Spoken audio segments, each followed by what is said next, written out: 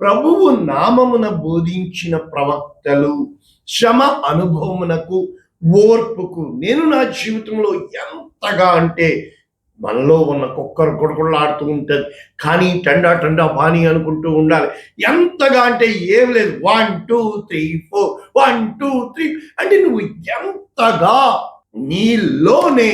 యుద్ధ రంగం ఉందని, ఆ అంతరంగంలో నీవు ఎప్పుడైతే కంట్రోల్లోకి వెళ్తావో సమస్తము దేవుడు నీ పక్షమున యుద్ధము చేస్తాడని, ఆ యొక్క ఎర్ర సముద్రములను 2 పాయలు చేసేవాడు దేవుడని, మారాను మధురముగా చేసేవాడు దేవుడని, యెహోవా రొఫెకాగా నీకు ఆకాశము నుండి మన్నాను కురిపించాడు. మరి నాకైతే ఎలా పోషించాడో నాకు తెలుసు, కాకుల చేత ఆహారం ఎలా పంపించాడో నాకు తెలుసు. నేను నడిచి వచ్చిన మార్గంలో దేవుడు నన్ను నడిపించిన మార్గము చూడగా ఆయన బహుగా నా చేయి పట్టుకున్నాడని పదే పదే పదే పదే నేను సాక్ష్యం చెప్పగలను. కనుక ఏ రోజు నీవు మనుషులను లక్ష్య పెట్టకూడదని,